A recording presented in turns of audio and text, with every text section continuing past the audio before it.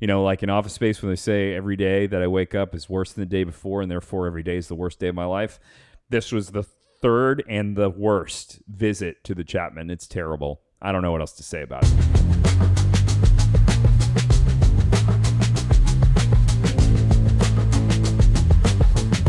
Welcome to Motherfunkler, where you can find all your non-binary updates, all your gender-neutral updates. With me, as always, the Prince of Misery, Nick Klaus. I'm here, present. And PR, the Archangel of Positivity. There you go. Look at him smiling over there like he's just so happy to fucking be here. I just love these days. It's my favorite time of the week. You're a fucking nerd. The Wizard of Ed is super producing. Alongside him, over yonder, is the intuitive muse, intuitively musing. I'm excited for today. It's a good day, man. Busy ass week, man. Yeah? Yeah. Yeah, dude. I've been doing all kinds of shit. We got a lot of Funkler nuggets to talk about later. Okay. Whole bunch. What else has been going on? Grinding, man. Yeah? Band practice today. Podcast now. So, just hanging. I mean, what about you, PR, before I get into I had a very, stuff? very, very busy week. Yeah? Exciting week. Yeah. There was a lot going on. And I also have a few nuggets as well. So I was out and about. So I'm looking forward to catching up with you guys about all of that I went through this last week. You been busy, though, professionally? Both professionally and socially, yeah. Some stuff socially that I'm prepared to talk about. Other stuff that I'll keep off the record. Keep under the hood. You can't tease me like that. Well, I mean, I've been busy, too, working, doing all kinds of shit. And, I mean, really, it opens it up to a topic we've discussed before, something that I've just found myself kind of struggling with over the so. What do you got? And we've kind of discussed it before, but along the lines of imposter syndrome, along the lines of what we're inundated with social media. I don't know. I just go through ebbs and flows of realizing that I have been quite successful, but also like not successful enough. You know what I'm saying? Like, it seems like everybody else is just doing whatever the hell they want to do all the time. It seems like nobody ever works and everybody's got unlimited money. And then, feels like you just work my fucking ass off and kind of on a treadmill, Yeah. So, I mean, I do a lot of thinking where those ideas come from. I do think it has something to do with us being like kids of the 80s. Like, I think in the 80s we were kind of told, and PR, I guess 70s for you, my man. So you're kind of told you could do anything you want, I was told that you're special. You could be the president of the United States. You could do anything that you want in the world, and then you just, I don't know, kind of get into midlife, and you're doing well, but it's not, Spectacular, I guess. You ever have any feelings like that? No, you're just living the dream. That's pet peeve number. Saying living the dream. 731. Yeah. No, I don't. Is it really 731, or did you just make the number up? I always I just use three numbers, and they all have to be odd. And when I send you guys memes, or not memes, when I send you my pet peeve ideas, I just come up with three numbers that are odd, and just you to be should funny. Focus on trying to make it into a cohesive book. I mean, if you really only want to use odd numbers, you don't have to use even numbers, but you can still. I'm gonna write a book one day. Yeah? Yeah. I don't know if it's all going to be pet peeves, but I have ideas. And in any case, I get into depressed states where I say, what does it all mean? I'm worthless. I haven't accomplished anything.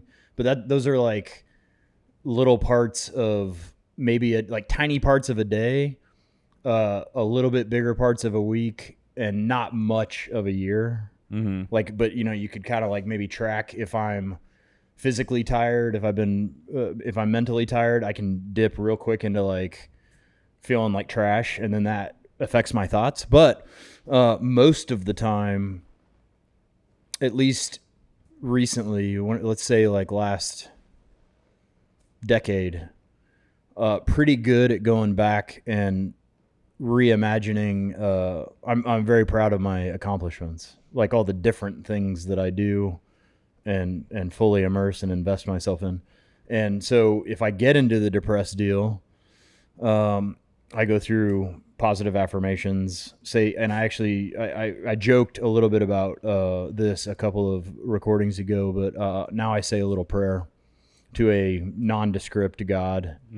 And then I think that shifts my energy out of the imposter syndrome or depression or what does it all mean into, all right, well, I have done all these things. Let's keep the momentum going. I don't know that I'd really classify what I as any sort of depression, but really what it is so while thumbing through social media recently, I saw something that reminds me of how fucking old I am. Like, and here's what it was. In college, I dated a girl who was my age. It was the first girl I moved in with, went to law school together. Well, she didn't get into law school, but I saw her on social media. She's about to get married, and she looks like she's a fucking old hag. Like, she looks old, really old. And I'm looking at it, and we're the same age. I'm like, God damn, dude. Like, it just flew by. This girl was in college when we were dating. She looks like a grandmother. Like, she looks fucking really old. And I'm like, damn, dude. Holy shit. It is just gone. Like, it's just flying by. I have a bunch of clients that are my age, and they look older than a white dog turd. Yeah. And they'll say things, and I know I don't look that. There's no fucking way I look as old as you look knee high to a grasshopper. So they'll say stuff, and I'm trying to think of the exact verbiage, but they'll try to identify with me.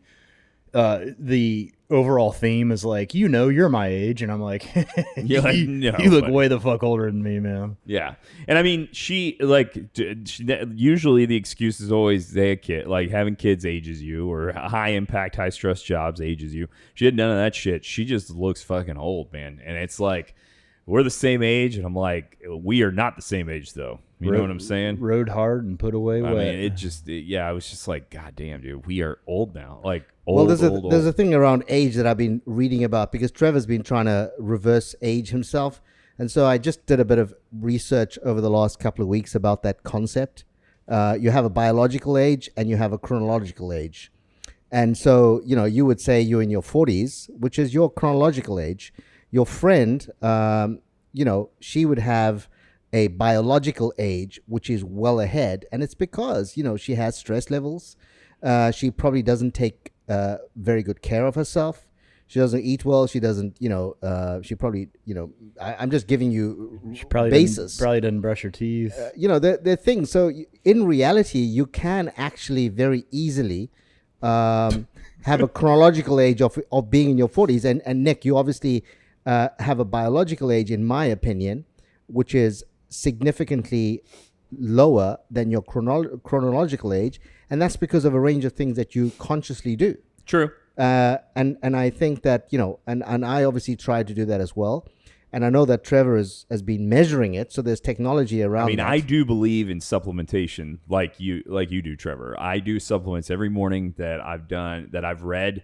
I mean, I've never done studies myself. I'm obviously not a fucking scientist in a research laboratory, but I've read scientific studies on them, and anything that gives you the opportunity with no possible side effects, I'm giving it a try.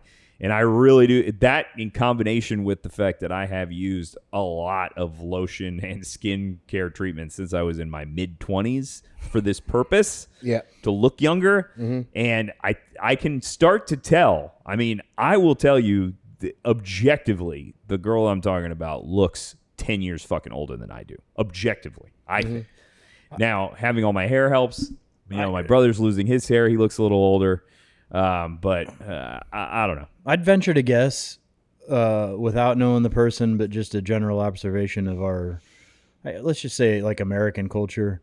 It might not even be, I mean, it could be food and stuff like that, but stress, more specifically, how you deal with stress. Because I know people that can deal with the stress great, and they don't let it affect their physiology. So I disagree there for my own purpose. I don't think I'm good at handling stress. Like, the way I do it is I just keep going and then have some sort of major physical event that breaks me down for a little while, and then I'm recharged and I start back over again. I got a stress. There you breaker. go. So we have one of these. Yeah, there you go. Because it's quite stressful looking at it. Cheers. Cheers. Cheers, everyone. I like your style. Yum. But I do think there's something to that. I mean, you can see people of power, stuff like that. They enter into office or they get a new CEO job, and you can see that they visually age a lot in a short period of time based on what they're going through. So I do think there's something to white that. hair thing. I just think I'm really lucky to have full head of hair, even though I cannot handle my stress very well. Like I try everything I can, but just self-admittedly cannot handle it. So just to comment on, because you are successful in your own right, in the areas that you've chosen to be successful at. And I had that rat race. There was a time when I was in the asset management world, and there was only one way to base my success, and that was the amount of money that I had. Right, it was a very simple way. Yeah, and we all showed it off. Right, so the number of houses we had, the vacations you went on, the schools that your kids were at, and it was just dollars. It was a very easy way to say, are you successful? And it's a non-stop, it's a rat race that you find yourself in. You continuously unhappy. You continuously comparing yourself to other people. Yes. And it's tiresome. It is the most tiring race, because you're actually not comparing yourself to a particular person. It's whomever kind of is ahead of you. Yeah. All of a sudden there's somebody else, and now you're running that race, and then that person fades away, and then there's somebody else. That's what I started the whole. That's what I was starting the whole conversation. Now, knowing you and your age, when you were doing that, like, were computers even? Did computers even exist back then? Yeah. All right. So, so now you are hit over the head constantly with somebody's whatever grade's going on in their life, and like you said, I think we create an amalgam of everybody. You don't just like understand that somebody's positives and negatives are there. Yeah. You just see the positives of all these people, and you just constantly always feel behind. And this, to comfort you, this was pre-social media. So this was like in the late. This was late 1990s. That's what I was saying. They were using the credit card swipers when you bought something. That's right. Bro. Yeah. It was the late 1990s and the mid 2000s, late 2000s. What it did do for me, though, to take the positive, right, is that it made me extremely ambitious. So yes. It drove me. It really did. Both my wife and I were on this rat race, and we drove each other to be better and better. So I want to take the positive from that point, right? However, what happened, which was fortuitous, is I had a near-death experience, and when I had that near-death experience, when I was coming through, I made a very deliberate choice that I am going to, when I went through that, the only people that I wanted to see was my immediate family, my kids, my wife, my parents. That was all that mattered. And in reality, when I was on that race to what I considered to be success, I almost never considered their birthdays, never considered the sport. I never went to any of those things, right? Because I had to be on the track, calculating how much money was I making on any one particular day. And so I then defined myself very differently. And I guess sometimes you need to go. Well, then let me ask you. So the counter argument to that is going to be like that there are seasons in life, right? That there are times where you should be focused on nothing other than work. Because when you do that for that period of time and you bust your ass, that gives you a financial freedom that then allows you to enjoy the things that you're talking about. But if I look at, for example, in Winter Park, for example, just, and now we take it out of, the rat race that I was on.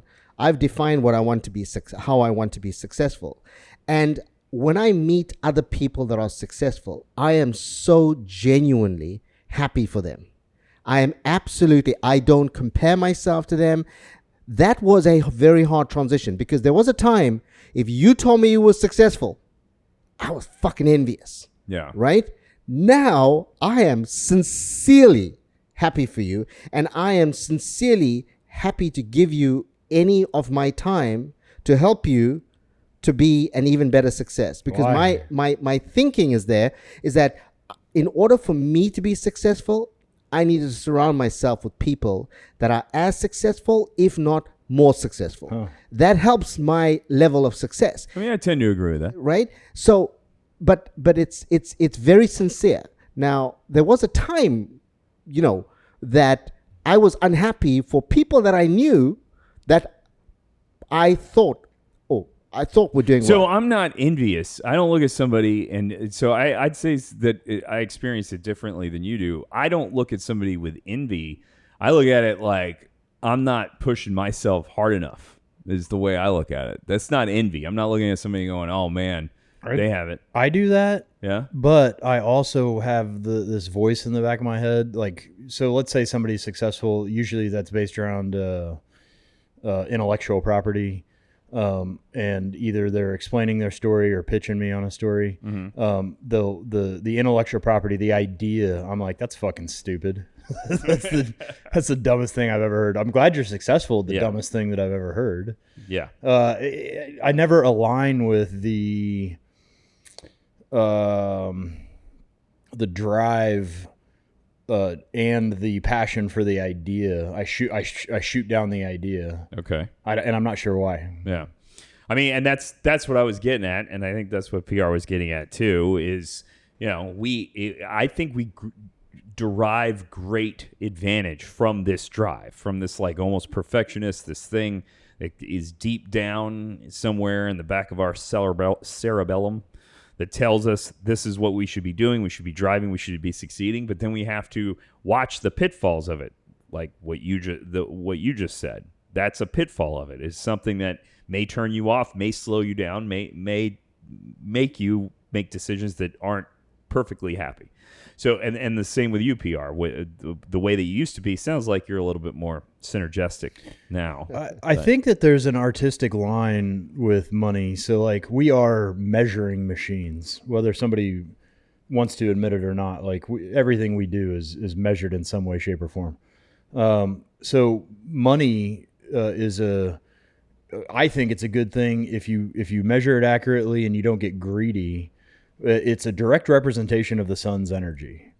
So, like, if you trace money back, sun makes plants grow, we eat plants, cattle eat plants, we eat cattle, and then bartering came in, but then gold standard and dollar bills, and so money is a representation of life energy. I get that. It's when somebody gets to the point of crossing, and I want to quote or paraphrase. I saw a stand-up comedian say something at some point. I can't remember the stand-up comedian right now. He's like, they say money doesn't buy happiness, but money buys jet skis. Yeah. And I've never seen anybody frowning on a jet ski. Yeah. And I'm like, I've thought about that for years. I'm like, yeah, I've never seen anybody crying on a jet ski.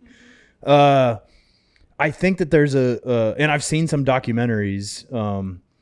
One documentary said 100,000 a year is all you need for measurable happiness. One of the guys from Shark Tank. Measurable happiness. I know the stat with which you speak, and what it's saying is that at a number, the amount of money difference no longer affects it. Yeah. One of the guys from Shark Tank, never watched Shark Tank. I just kind of skimmed the article. It was this last week. He said, now with inflation, it's 500,000. Yeah, I saw. So I do, but then when you get into what you have described in your youth, vacations, kids' schools, attire, shit like that, I do think you have to catch yourself and say, all right, I'm going overboard with egotistically showing off and kind of rein that in. But up to a certain extent, I don't think it's a bad. The problem, though, is that when you're on that rat race, you're surrounding yourself with people that are all doing the same thing.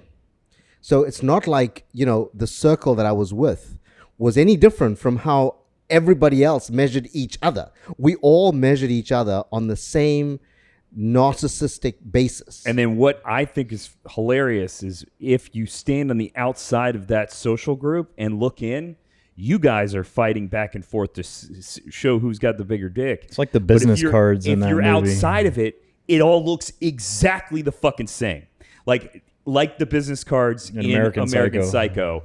You all drive the same fucking white Mercedes. Yes. You all wear the same high-end polo shirt. Totally. You all wear a fucking watch that all look exactly the same. And only you and the other nerds know that this watch is an extra $2,000 versus that watch. While on the outside, you're looking in and you're like, these people are just fucking robots. They look exactly the same, which to me is worse than any. Like for that level of conformity with a bunch of fucking nerds, just put a bullet in my head. So what happened Please. was when I had my near-death experience, I made a conscious decision to actually leave that group, right?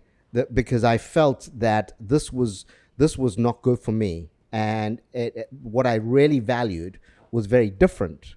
So, but it took a moment in time, and I must say, when I look back at it, that was probably the best thing that ever happened to me. Yeah. Whereas now, I completely and totally run my own race. Mm-hmm. I absolutely get so much of energy from surrounding myself with people that are infinitely better than me. I have got no issue with that. Have you seen so you talked about the stand-up comedian who said the jet ski.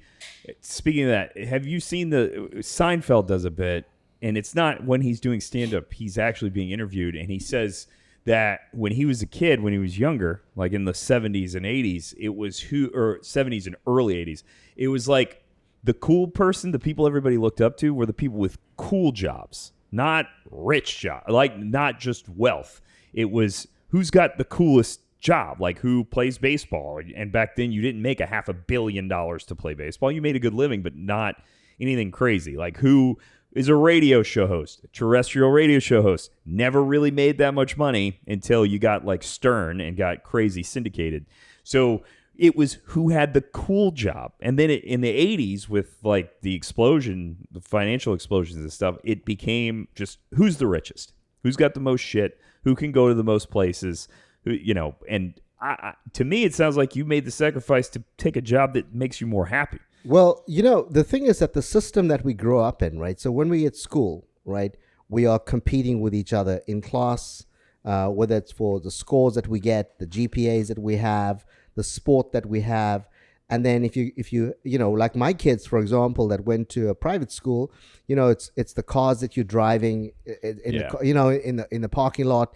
It's all very subliminal, and I thought we did the best we could for my kids, but they were way down the pecking order in terms of material wealth that they were. Not just material wealth. What would scare the shit out of me about having kids right now is having a kid now. I can't imagine how you navigate this kid's future, because even like when I was going to college, UCF was still coming in and looking for people who were any good, and we're like, hey man, you want to go to UCF, sign here, you're in.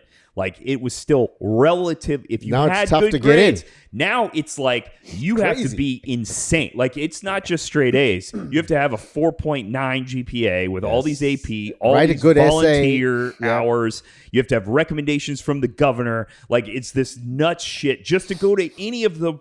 I'm not talking about Yale or something. I'm talking about a state, a FSU, UF, or UCF, or USF. Like to go to one of the regular state schools, you have to have insane numbers with insane pressure put on you from such a young age. How the fuck do you even know what you want to do at that age? I didn't know what I wanted to do till I was halfway through college. I still don't know what I want to do. I mean, of course. Yeah, the bigger question, I have no fucking clue. But the career that I have now, I didn't choose until I was halfway through college. So, kids now have to start so far out in advance. If I would have started some path, I would have been something like a fucking anthropologist or something. Like I was into dinosaurs when I was the age that you have to start in your career path now. And most times when back in the day, in the 2000s and the late, the kind of late to the invention of social media.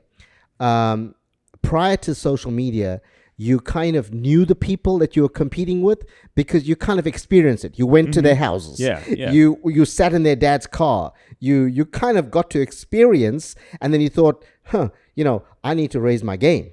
Now you have fictitious kind of social media. People are pretending to have all of these things, to be doing all sorts of amazing things. Whenever analyze, I observe the concept that you presented earlier of everybody putting out on social media their finest moments and never the same kind of deal as like getting over public speaking where you imagine somebody naked in the back or whatever. Oh, yeah. My instinct, I don't know where this came from. I didn't make it up. Whenever I see beautiful people that are blatantly overdoing it, my mind imagines them taking a huge shit, and it completely ruins like the veneer, the false pretense of I mean, I'm not saying I'm not advocating that you should put the positive and the negative on social media because that, believe it or not, to me that's even fucking worse. When somebody's the woe is me shit on social media, I hate it more than I hate seeing all their positive shit.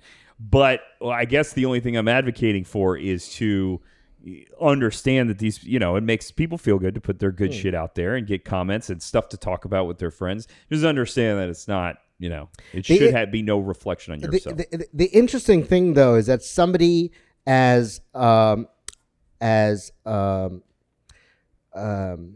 strong-minded as you are, I was going to use a profanity, but I won't. Well, fuck you. Has those moments when you actually feel that you are losing the race, because outwardly you don't come across as being that person who's comparing yourself to anyone from a success point of view, and now you being very what's the word, vulnerable, and saying, hey, listen, I have these moments. I mean, I think it's like a majority of time. I think you should go to hypothetical battle every fucking day. Yeah, and if you don't, in a healthy way, not necessarily a money grubbing way or a bad, but every day grind. And I've seen so many. I mean, family members, the minute they retire, they got like 4 years left, and they're gonna die. I think when you give up that battle, you start to wither away, and there's something, I think that you could have. I mean, so I wake up every day with butterflies, right? I have that. Of course you do. Fucking nerd. Jesus. It's the nervous energy I'm talking about, right? I'm not talking about butterflies in my room. I'm talking about the butterflies. I know you don't mean actual physical butterflies, bro. I mean you're a nerd for waking up every day and being so excited. No. It's nervous energy. It's nervous energy. It's being very concerned about a whole range of things that could negatively impact, and also in terms of setting my own goals as to what I want to achieve. Mm-hmm. But in all of that goal setting and in all of those things, I am never comparing myself to anyone that is in that is in that universe that I would say, I'm going to compare myself to, Amanda, for example. I wish I could do better yoga or whatever. I wish I could. I mean, so do I. But so I don't compare myself, right? And then when I'm feeling like I have a few minutes, I come into the barbershop and have a chat with Trevor, and if he's, and I'm so happy that there's new barbers coming in, there's clients, there's what have you, right? Because I'm feeding off that. Mm-hmm. When I feel I need a pick me up. But the whole day, I absolutely do have things that I push myself on, and I have that kind of nervous energy that wants me to be better and better, but it's better relative to where I am today. That's all it is. Yeah. But I don't have any, and I believe that I will get better if I surround myself with people that are better than me. Yeah. Right. Because I get a lot of, you won't believe this, Nick, that I do get a lot of good, kind of guidance and energy from associating with Trevor, for example. Mm-hmm. Yeah. and you as well. Yeah. Yeah, sure. All right.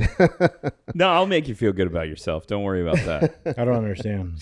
No, I'm saying that He's saying that surround being around myself. your success and the way that you carry yourself gives him like a high and makes him feel good. It makes him feel better about his day. Thank you. And that's what you want. You feed off other people's energy, right? If you surround yourself with people, and I mean, you would know this being, and that's why I say sometimes your days can be very challenging. So I understand why you feel the need to vent in the way you do. So, but you're going to that courtroom or to that jury selection, and you're listening to a whole lot of BS.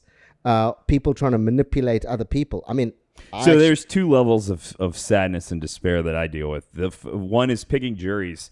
What you realize when you do this is just how fucking terrible it is out there. Like how we are in a bubble of pretty successful, kind, respectful people that we circle ourselves with that do not represent the majority of human beings out there. That's what jury selection does to me every time, is just the realization of how fucked we really are. Like how stupid, bigoted, fucking terrible, selfish fucking people the vast majority of everybody is. The other layer of despair is just dealing with lawyers, because lawyers, there is nothing worse. Like it's disgusting the way they conduct business, the way they do. Like there is nothing worse than lawyers, in my opinion. Fucking terrible. So those are the two things that I deal with on a daily basis. And in looking at jury selection, in looking at people's backgrounds, it is tough sometimes to find the fucking positivity in any of them. Like it is dog eat dog. It is a resource fight that they are woefully unprepared for anyway, I guess, is what I'd like to say about that. And I think your personality it lends itself. I think your personality lends itself to doing that. I mean, I'm a lawyer by profession as well, right? Yeah. But I on day one decided I do not want to be a trial lawyer at all. It was not what I wanted to do. I wasn't cut out to do that. And I was very fortunate that, the way was paved for me to do something else. But, if I think about you and the way you like to, find an argument when there isn't even one there, I think you are cut out to do what you do, and you do it really well. Well, yeah, I mean, thank you. But there are certain aspects to it that I find I'm better than average people at doing. That doesn't mean that it brings me fucking joy. I got to be transparent and kind of go on a flow, not flow rant, it up, but like let's go. I think you're a heck of a guy. And who are you talking to? You. Oh, okay. And I'm imagining into the ether right now. Yes. We're all floating together. It's purple. I can't believe that you put yourself in it's kind of like choosing misery intentionally. And then I think that rubs off on you in more aspects. When we're together and partying or eat, like, you're an extremely positive guy. I know how to quantify the turds that are at court and being selected for juries and suing each other. I think that's I couldn't do it, man. When you break it down, I couldn't be around that day in and day out. The currency, it would just fucking drag my ass down. Like, man. the currency that we deal with is, if you quantify it, it is pain, misery, fucking like, if I'm representing, I do multiple kinds of law. You're representing a criminal. This is somebody who, at best, was a victimless crime, but it's still a crime. So, something like DUI where they just got pulled over, no accident, no nothing. That is still their pain, their terrible decision that they made, their pain and misery that now they have to pay for, and I have to execute that. I have to use that as currency. Or if a car accident, a person was injured, typically, because our bodies aren't supposed to go through those types of forces, even if it's relatively minor, it's something that's not going away. When you injure your spine, it doesn't get fixed. It doesn't get healthy again. So now I have to quantify this person's pain and misery throughout the future with the only tool that we have to do it. So it just, in doing that, I've noted I'm good at indicating leverage, using that against people. I'm good at forcing people to do what I want them to do. But it's also, I'm not waking up with fucking butterflies in my stomach every morning. His butterflies are for anxiety. I took it that way first. Oh, you did? Yeah, I took it as when I say I have butterflies in my stomach, it means I'm excited. But he's saying it's not a good butterfly. Oh, okay. I didn't. It's a bad butterfly. It's a bad. Correct. Yeah, I mean, I'm anxious about the day. As to whether I'm going to be. I'm going to achieve all the things that I set out to do. But talking about turds, Trevor, you mentioned Big old turds. you mentioned about a turd that came into the barbershop the other day. Tell us about that. Remind me. There was a turd that came in. Sorry, On the it wasn't bottom a turd. of somebody's fucking shoe. No, there was a person that had a child and was a turd before he had a child, and one that has a was a message you put out. And do you remember that? Something about parents who have kids or that are turds before they have kids and still turds. Oh, after it was kids. a pet peeve. Yes, it was a pet peeve, but I thought it was something that came to the barbershop that was a bit of an ass. I was just fucking spacing out, Just venting. and I saw parents and kids out front, and then when my brain gets going, I go into some pretty fucking abstract explorations. I can't really pull from a specific scenario, but in the past, multiple times, there's somebody that's an asshole or a weirdo, and they have a kid, and then they are transposed into this condescending, falsely entitled mechanism where they can speak down to other people because they have a kid, but they're still the same turds that they were Give me an before they had example. the kid. Give me an example. That's what I'm trying to think of. Something like, it's just the way they talk. So it was like a guy that I went and partied with and did all kinds of debauchery, then has a kid, and then they think that their past judge is you like, based yes, on it? yes. Okay. And like their past is wiped cleaned, and now they can tell me advice. God, that's fucking because they have a fucking gross. just because of the kid. And I'm like, you're still the same turd you were before. Like so dude, when are you gonna settle down, man? You don't understand the Yeah, greatness of yes. having a kid and how it changes you, like that kind of bullshit. Yes. Gross. Yeah. Yeah, that's fucking terrible. That's It's fucking breeders, dude. It's I hate- there's another word that I'm looking for other than condescending, but like it's very like entitled, condescending, whatever, and it makes my fucking skin crawl. It's like nobody is better than anybody else, whether you have kids, whether you found God, whether you're not finding, but so many people in this day and age are talking down to other people. And it drives me fucking that would be the best nuts. way to be, man. Just everybody has complete different opinions about everything, but nobody's better than anybody Yeah, else. And we and can that's all the way it learn, should we can be. all create. Speaking of talking shit about other people, Speaking of turds. read an article that people that are trying to figure out their gender can now claim seasons of the year. What does that mean? Like So in instead fall, of saying I'm a him, her, him, whatever, you're an autumn. you can say I'm fall. Get the fuck out of here. I'm a winter. Yeah. I mean, I'm going to identify with winter. I don't really care what anybody identifies themselves as being. So man. I have been exploring You be a lizard. kind of maybe to even tie in measuring money. I've been exploring humans' infatuation to define things. Let's see. An easy example Let's is talk. somebody saying, you're my best friend. That is one person labeling the other person, when in all actuality, your best friend changes all the time. Like, it's gonna change. For us to be in a psychological state to place that definition on that person is, I think, a form of manipulation. Well, I don't think. I think that more likely than not, that is used now as just you're my best friend. You're my best friend. You're my best friend. I don't think somebody's sitting there with an internal what was the name of it? It was MySpace, like formal ranking system of who's your best friend. I don't think anybody's sitting there doing that in their head. I think that they just have an upper tier of best friends that they say you're my best friend. I'm cool if somebody says you're one of my best friends, Yeah. but to make the distinct line of demarcation, you are my best friend, that's probably going to change within 24 hours to 6 months. The brain has to classify shit. That's where it comes from. That's why humans have to do that. It came very early in evolution. We had to classify quick, where you have to be able to be like, that's going to kill me. That is safe. That is food. That is weapon. That is friend. That is foe.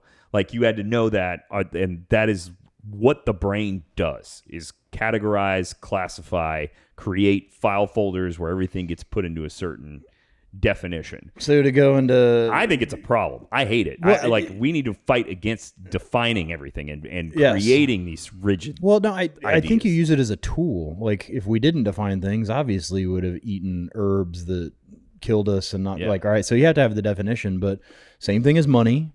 There's a level where the thing that's supposed to be a tool and a measurement overtakes, and that's not good. Well, so I mean, it's if you use your brain and say, hey, like I'm going to make these definitions to make this recipe, yeah. But when you start getting into psychological relationship stuff, man, it gets fucked up. well, I mean, the thing that we use a lot amongst us here is "I love you," right? And now I just find it extremely uncomfortable to use that language, right? The same with best. I don't refer to somebody as a best friend.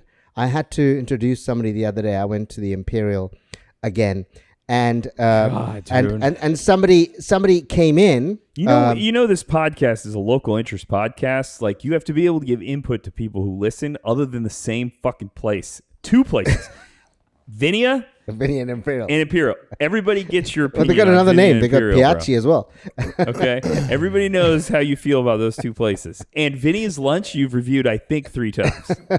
I could reveal it again because I was believe there you. this week, I but I believe you. won't. But you know, so somebody walked in who was actually in my leadership class the previous year, and she walked in to Imperial with another friend of hers, and I was going to make a comment, but I won't. And I had to then introduce her to the friends that I was with, right? And I had to think for a second, a millisecond. Are they best friends or are they just good friends? And I had to say, they're good friends because I just can't use the This word would totally best. be something that goes on in your head, PR. No, it was like a millisecond because you do sometimes want to help the people that I'm with, that I'm referencing, the couple that I was with, right? They're very good friends, to kind of give them a ranking to help them understand where they are, how special they are to me. But then I felt, no, I'd be uncomfortable saying that. It's So too defining. So I just said, these are my very good friends. Yeah, Hopefully they understood these are that. some of my dearest friends. Yes. These are some of my closest friends. Yes, and I use that word. But the other one that I find extremely difficult is sometimes when we meet as friends, and we would know this, right? Love you. I love you, man. I just can't say that. There's a difference. So the love you thing, this is a twofold deal for me. The love you thing is I love everybody until they fuck with me, and even in the smallest way, they can lose my love. But everybody has the benefit of the doubt, and then when they do something shitty, I quit saying it. But love for me is too and then intense. I just can't say it. The second fold is there's a difference between me looking at Amanda in the eyes and saying I love you, and the high five hug that I give you and saying love you, man. Yeah. There's a separate. It's the delivery. And I it's haven't the- gotten my it's mind the- around that, and I've not done that yet, and I struggle with it. It makes you feel a little funny. It's like, That's what's going yeah, on. I can't do it because I'm not Does it being give you authentic. butterflies? That No, gives I'm them not being butterflies. sincere. If I had to say it, and I do care deeply for you guys, as you know, but for me to be able to just casually say, love you, man, I just can't do it, and I haven't. Care deeply freaks me out more than saying Agreed. I love you, man. Yeah, but I do. When I say care deeply, what I mean is that when the chips are down, the first number you phone is me, and I'll be there for you. See, that's way what I more mean. intense than That's what I mean think by we that. were talking about. Yeah, but whereas love you, to me, it's like, whatever. But that's where I go with the best thing. Sometimes we put these ranking things in there, and it becomes insincere. The best thing, it's no longer sincere because everyone's your best friend.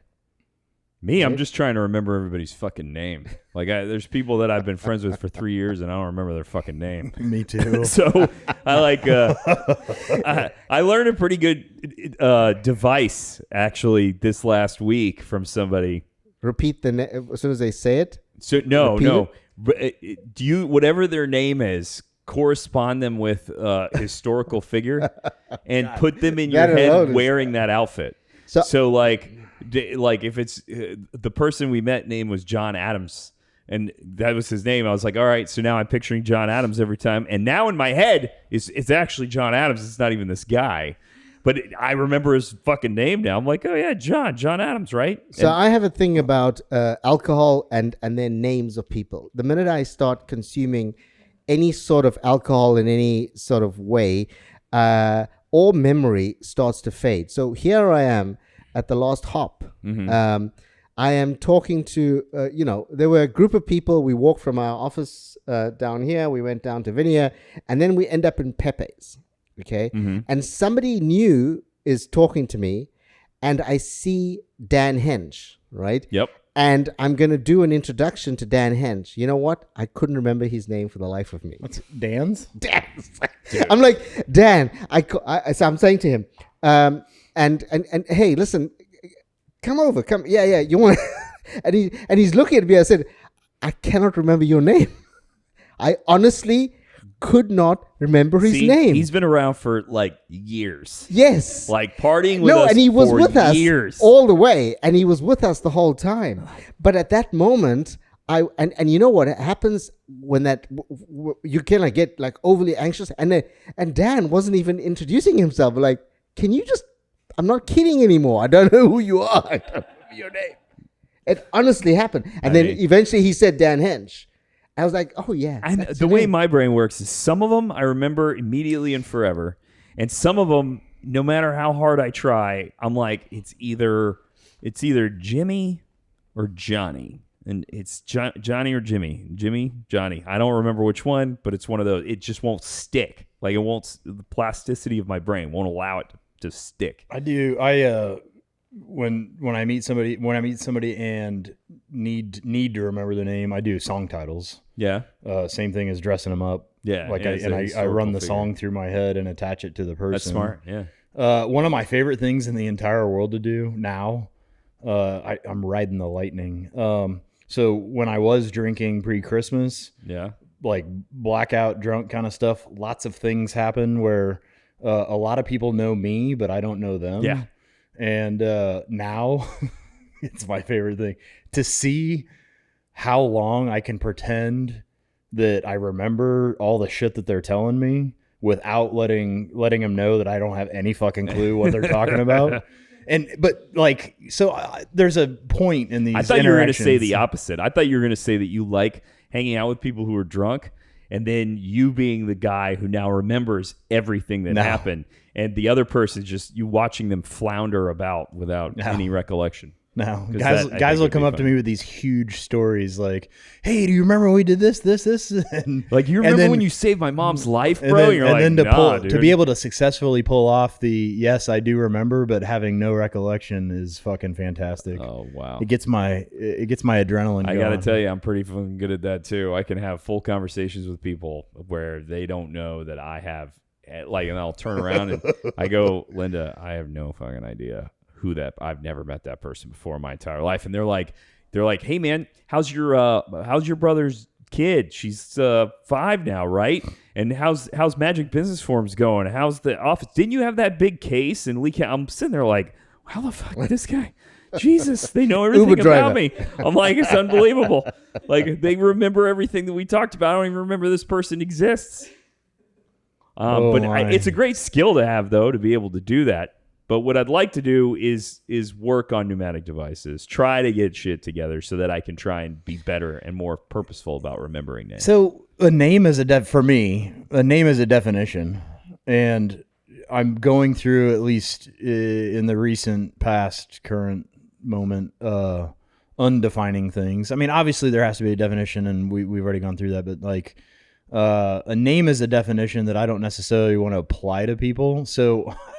Some of the reason I don't remember names is because I don't fucking care about your name. Like, I want to know how the person, like, what have you done? What awesome things, you know? Like, what do you do? Something. I label it as their energy in my head, and I don't want to attach their. So you just walk up to somebody and go, "Hey man, hey angry, good to see you." No, I don't have to. I never address people by their hungry. name. Never address people. I don't say like, "Hello, Nicholas. How are you?" I'm like, "What's up?" I'm like, "What's up, bro? Hey, you. What's going on?" I say, "What's up, bro?" Fair. I mean, some sort of greeting. I understand. Yeah. Yeah. Yeah. I mean, a lot to think about. So, what have you guys been getting into for the last fucking week? You guys been partying? I ate carbs today for the first time in a while. Oh, well, why don't you put us into Funkler Nuggets first, and then we can talk about your carb intake. You know what time it is? What time is it, bro? Carb time? It's time for mother licking Funkler Nuggets, baby.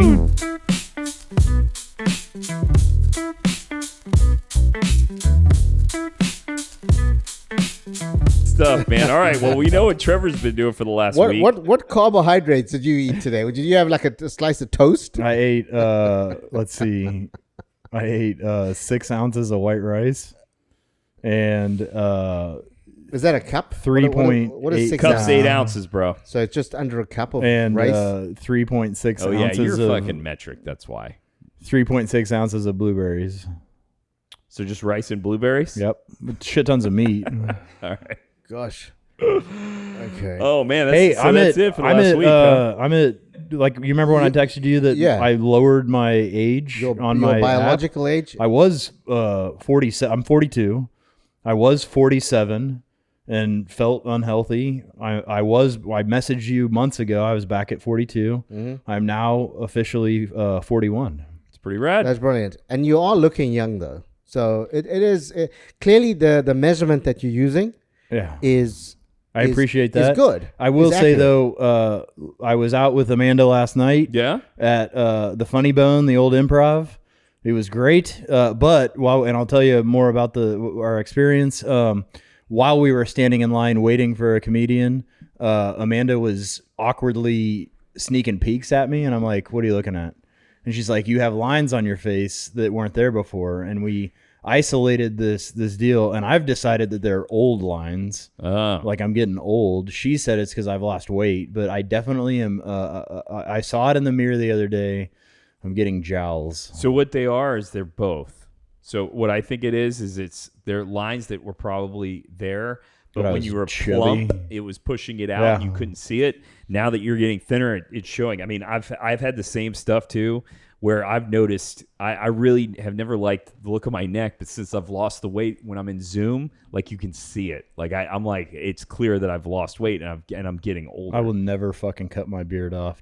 I'd never want anybody. If I have turkey neck, Yeah. the beard. Would you get some Botox then to just get rid of those Absolutely lines? not. No, only natural stuff goes in this temple.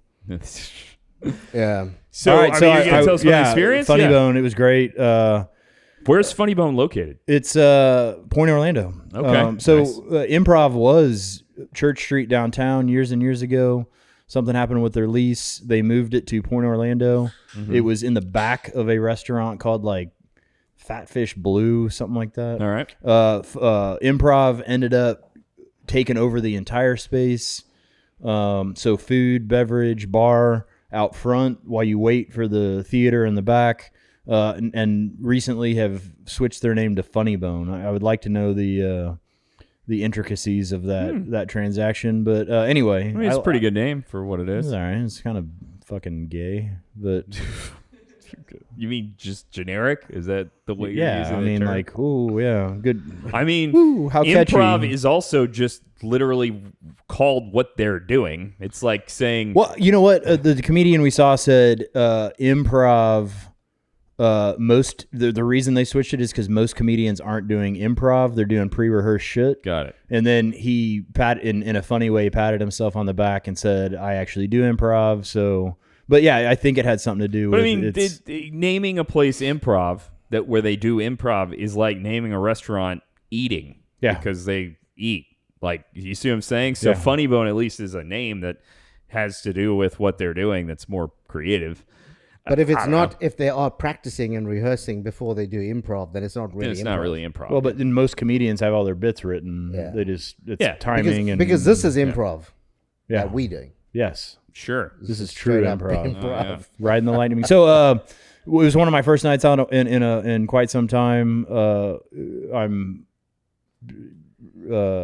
dealing with the non-alcoholic hangover today. It set my sleep schedule off. Anyway, picked up the Intuitive Muse at home, headed out to Point Orlando. She had a great meal. I watched her eat a delicious meal at the Cuban place out there. Yeah. And then we headed over to Funny Bone. We were there to see JT Miller. Oh, really? Wow. Was he good? Yeah, he was amazing. Dude, he's hilarious, I think. So opening guy, local, meh, and I think they do that on purpose to kind of make the get other all guy the look crap good. out of the way. Yeah. And I think that I think the local guy goes out to see how many hecklers there going to be, especially for a later show. There was a lady fucking trashed in the front row doing some wild stuff, man. So like she interrupted the show to say she was going to fondle him, and he turned it into a whole string of jokes. And then he started to mess around with her and the guy she was with. She's like, I just met him, but he's getting laid tonight. And it turned into this. It was insane. So then TJ Miller goes on. He was great. A lot of local, like Orlando jokes. And I think he really was shooting from the hip. Instead, awesome. I don't think it was very prepared, but it was really great. At some point, I don't know if the comedians went backstage and talked about the potential hecklers in the crowd, but there were some timed out jokes that pinpointed people that only if they were watching like an eagle or had like pre-planned this. But so the lady ended up falling asleep a couple of times in the middle of the deal, and then he started joking around. Anyway, that's great. They at some point had a couple different guys walk up to say that she was going to be escorted out, and he said no, she can stay, and then made her. He has his own hot sauce. He gave her the hottest of the hot sauces, ghost pepper, and said something like, "You do a shot of this, I'll do a shot of this." So she took it was great, man. Oh my God. Well, that's pretty rad. That's a pretty cool experience. And you get some to tell everybody. Funny Bone sounds rad. Yeah. And TJ Miller's a big deal. By the by, knowing how you're into, kind of retro movies and whatnot, Amanda brought it up last night. Was thinking it might be cool. Pauly Shore is going to be there soon. I don't know if you're a Pauly Shore fan. I've seen Pauly Shore before in South Florida. When I was in school down there, he did his stand up, and it was pretty fucking hilarious. I was thinking, nostalgic. Love it. Son-in-law. I'm gonna take a look, and we should see. We could do a Motherfunkler experience out Field there trip. and go see Pauly Shore one night. Love it. Okay. So me, Tuesday, another terrible fucking experience at the Chapman. I can tell you that place is just. Why'd you go back? back? Second time Birthday there? party. Oh, so it was not of your choosing. It was a friend of all of ours birthday party, but he. I don't know. That's your second time there at the Chapman. It was awful. That is my overall third time, and it is the third worst. Like, it gets worse every. Like in Office Space, when they say every day that I wake up is worse than the day before, and therefore every day is the worst day of my life. This was the third and the worst visit to the Chapman. It's terrible. I don't know what else to say about it. Food is garbage. The drinks were good, but I mean, they just, at one point, a bartender was literally leaning up against the bar, literally twiddling his thumbs when there's just 30 people waiting to get a drink. Literally sitting there twiddling his thumbs. Can't say how much I hate that place enough. Wednesday's trivia, always. Follow me at Orlando Trivia for free answer and bonus opportunities, 7 to 9 at Fiddler's Green. Rock and roll. Thursday, we went to see Amos Lee at the Plaza. I had never really listened to much of his music before a friend of a mutual couple, friend who are a couple, got tickets and wanted to go. So I started checking it out. It seemed pretty cool. I talked to Jordan here about it when I was getting my hair cut. He likes him. And the show was amazing, dude. Plaza, although they renovated, it's the same place. Like, nothing's changed inside, but it's still comfortable, especially when you go to a show that's geared towards older people like us. They have chairs everywhere. Nobody's like in a pit. So that was excellent. So Plaza was great. Ate at the Strand that night, which we've already talked about, and I love the Strand, of course. Watched The Burbs on Friday night. Love The Burbs. Oh, so good. It was Linda's first time catching it, and it was just excellent, as always. Brother Theodore. And then Saturday was insane. So first, we went to East Meets West Asian Festival at East End Market. Okay? It was from 9 in the morning to 9 at night. All of the classic, great Asian specialty food trucks and brick and mortars were there. We got to try several items. Kai Kai, which is at Mills Market, is phenomenal. They were right in the front. We had dumplings and their cucumber salad, which is unbelievable. High, thumbs up, thumbs up. We had a potato tornado, which is, you get it in Japan, which is on a stick. It's a full potato that's fried. I've seen it. Delicious. Unbelievable. We had one of those. Wafu, which is a normal at the East End Market. We had one of those as well, and it was delicious. After that, we went to a derby party. The people that threw it are some of our closest friends, so that party was pretty cool. They're not your best friends? Some of my closest friends. No. Some of your dearest friends. I'm not saying who best anymore. Do you love them? I do love them. Yeah, I do love them. They're great. I mean, it's Christian. She's like one of the few handful of my closest and best friends. But I stay away from that as well because it triggers my brain in a weird way to classify it. So I agree with you. Get that. And then finally we went to an MTV party last night, late night at Bry's house. It was MTV Spring Break. It was the theme, but I went as Butthead and nice. Linda went as Daria, and it was pretty fucking rad. So full weekend out of all of that. The only thing that I'll bring up, PR may bring it up here, but by the time this airs, third Thursday, bro. Yep, absolutely. Hop Hannibal. Hot, you got it right. Said it right. It's Hop going to be Hannibal. hot. I always Get ready look at Amanda and I go slow to make sure I'm saying it right. Hop Hannibal. It'll be Thursday, the Thursday after this one airs. So May 15th, check it out. Yeah. Come party with us. We'll all be there rocking and rolling. So what you got? So it was a jam-packed week. So normally the last few days to the end of the month for me is just kind of chasing a target, which I hate doing. Trying to achieve the kind of targets that that Allstate give us. So that's always kind of hair-raising. But Tuesday was also a friend's birthday, so we went to the Imperial. I had something for the first time there, which was a ceviche, because I'm kind of on a bit of a health kick as well, with avocado, and it was very good. I don't think you can mess that up. You can't really mess it up. Yeah. I thought it was really good. What was nice, though, was that John Washburn was there.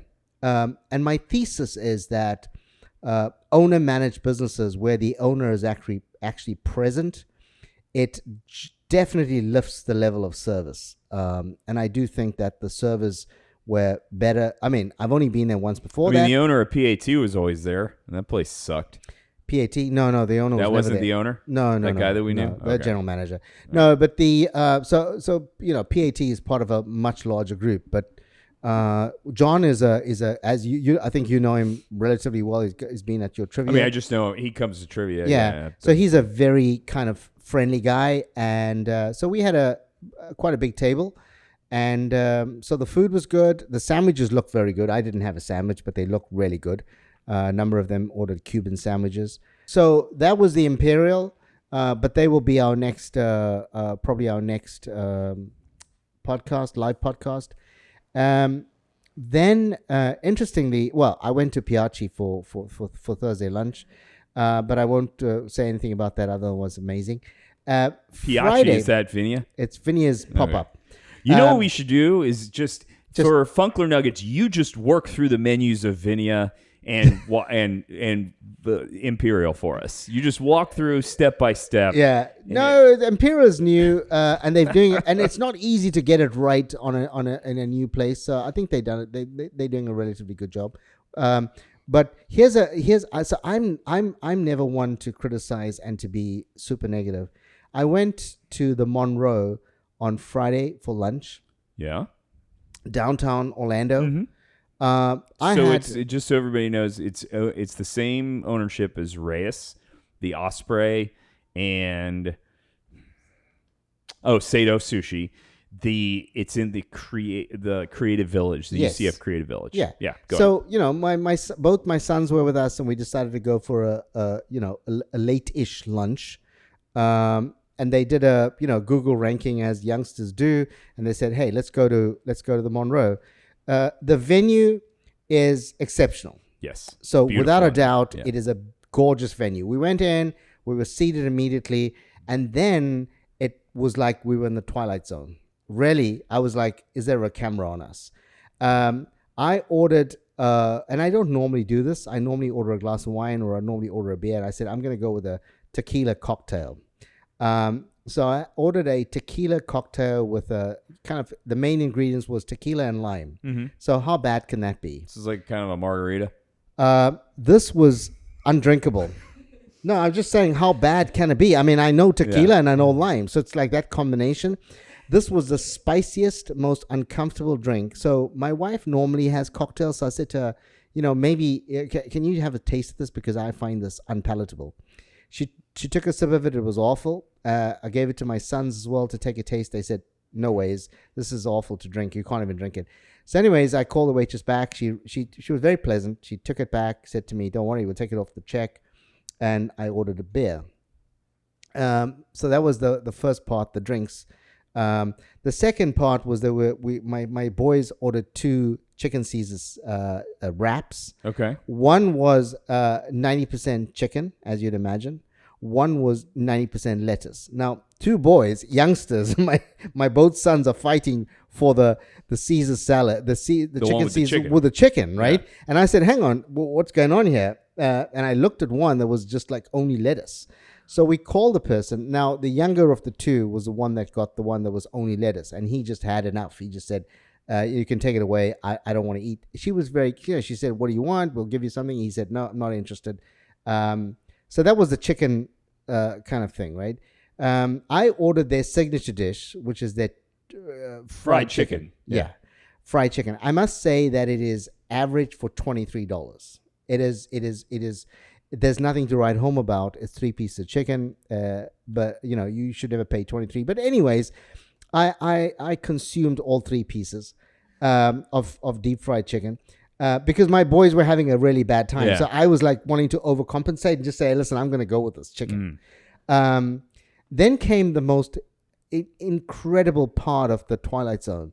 The check came to the table. I looked through it. They'd taken off the 1 Caesar, which was great. They'd taken off the 1 cocktail, which was great. And there was a number at the bottom. I put my credit card on there and I went to the restroom. When I came back, the amount that they had swiped and a new check was on there for double the price. So my wife said to me, did you actually pay this? And I looked at it and I said, no, I didn't. So now I look and they doubled everything that was on my check, right? And the other check was also there. So there were 2 checks. So then I called the manager and he couldn't explain it to me. He absolutely was embarrassed. And so, and now obviously, the incorrect amount was already pending on my bank. So the experience that I had at every level of the Monroe, because one of the basic things in any one of our businesses, and you're in business and Trevor's in business and I'm in business, is you don't get the check wrong, right? When somebody is leaving and if you've said your haircut is $75 and if you charge them $125, that's a cardinal sin. You'd never do that. And so, I was pretty pissed off with the guy by then, and I don't normally get angry about anything. But so that was the Monroe, which was average. I did give them a Google review. I've done a number of Google reviews, and every one of them actually has been good. This is my only very bad one, 1 out of 5. Damn. But here's the thing that you'd find interesting. I was in your neck of the woods last night at Cadence. Oh yes. And you had Cadence on Saturday night? Yeah, so it was my first time. And I went to the bar, the Cadence bar, which is like that U-shaped kind of thing. Very cool room. Service exceptional. Yes. Really, the Japanese lady that was on the other side, I said arigato when I left. So there you go. Thank you. Fucking I Googled nerd. it. I couldn't remember. You couldn't remember, so you Googled and said it to the Japanese lady? Yeah. I Googled it and I kept it in my pocket just in case I forget as I walked out. So, the word was there. But what I wanted to say is that the food experience is really very good. Really good. My son had a whole lot of the nigiris. He had, a whole lot. I had my favorite, which is I have mentioned it in a previous podcast, the shirasi bowl, which is a rice bowl with a whole lot of different kind of sashimi and Japanese vegetables. Yep. Don't ask me what Japanese vegetables they are, but it just looks gorgeous. Oh yeah. And I had a red snapper nigiri as well. So that experience, I have to say, if there are any listeners out there, and if you want to go for a great sushi evening, the omakase is one that you can go to, but you need to book that well in advance. Yeah, the omakase. I'm shocked that you were able to sit at the bar without being in an omakase reserved experience, but good for you. Yeah. You were in the room, right? No. So they have 3 rooms there, Yeah. which I was not aware of. So they have an omakase room.